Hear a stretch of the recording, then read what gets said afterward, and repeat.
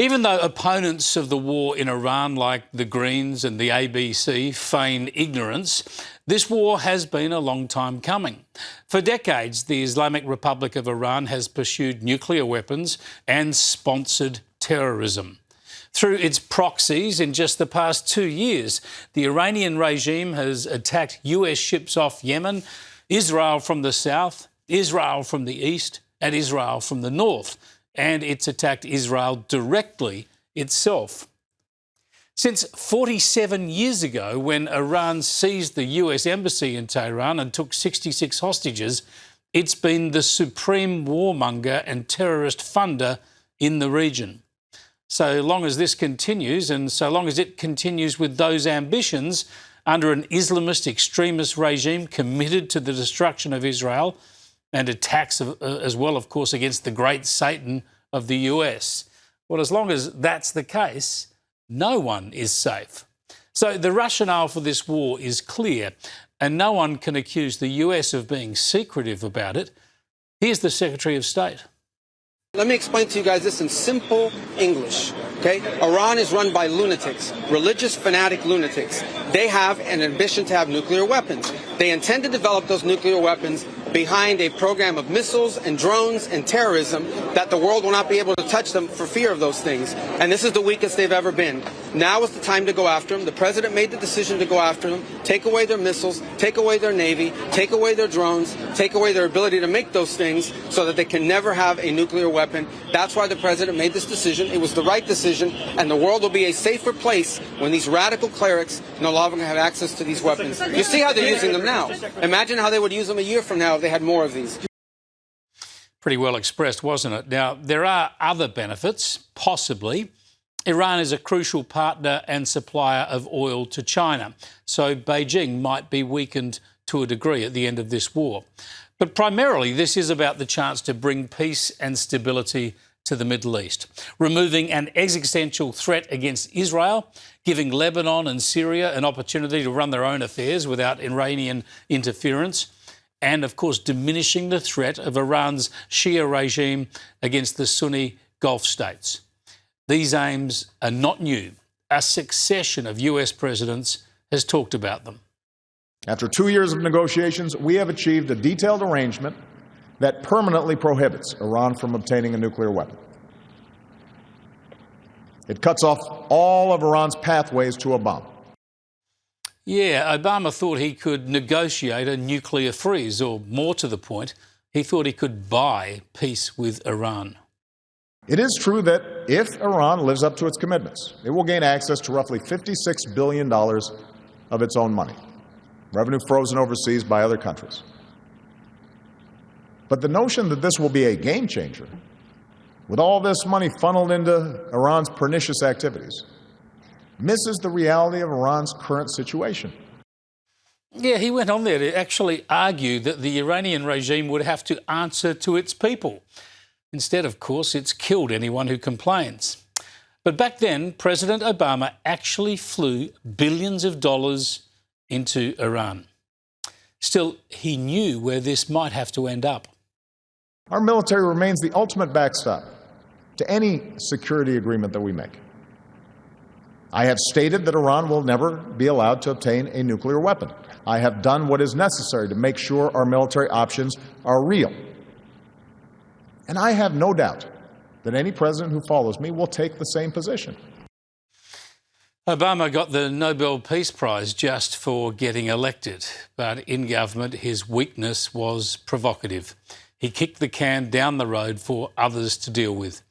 And even other Democrats who aimed for the White House said they knew what could be needed. The United States will never allow you to acquire a nuclear weapon. As president, I will take whatever actions are necessary to protect the United States and our allies. I will not hesitate to take military action if Iran attempts to obtain a nuclear weapon. And I will set up my successor to be able to credibly make the same pledge. So the warnings and attempts to constrain Iran have a long history. Then Donald Trump stepped in. And just as he's done with securing America's southern border, getting NATO countries to increase their commitments and forcing fairer trade.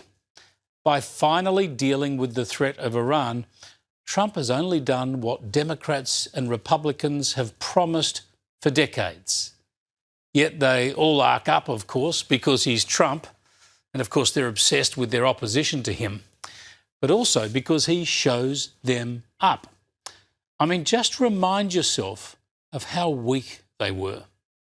President Obama confirmed what we first reported here last Thursday. The aircraft captured by the Iranians earlier this month is, in fact, one of America's most sophisticated spy planes. The president was asked about it today. We have asked for it back. We'll see how the Iranians respond. He asked for it back. Too late, mate. Some of that technology has now been turned back against the Americans. But the latest military briefing suggests that Iran's capabilities are already seriously depleted.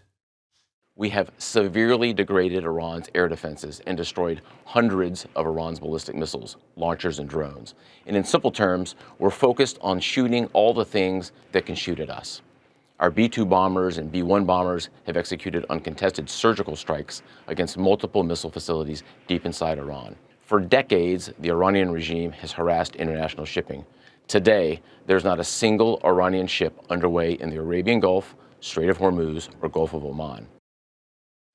But as you know, Iran has managed to inflict damage from Oman through the Arabian Peninsula into Israel and as far afield as Cyprus. Now, in retaliation, the Iranian regime has launched over 500 ballistic missiles and over 2,000 drones.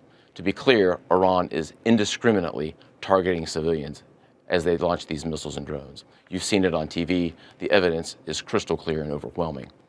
Having said this, we are seeing Iran's ability to hit us and our partners is declining, while our combat power, on the other hand, is building.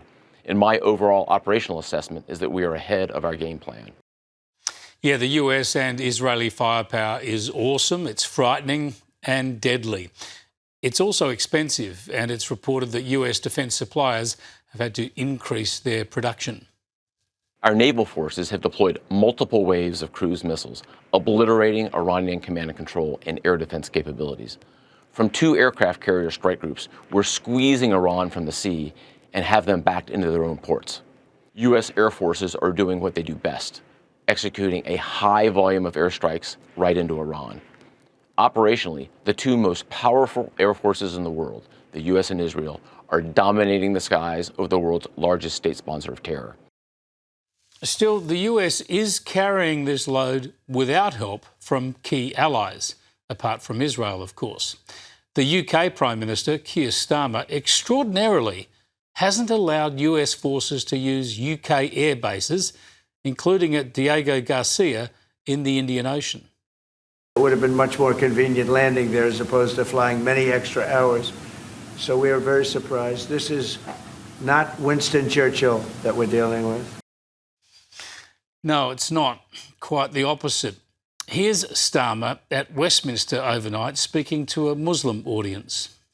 But on Iran, I want to make clear the UK was not involved in the offensive strikes of the US and Israel.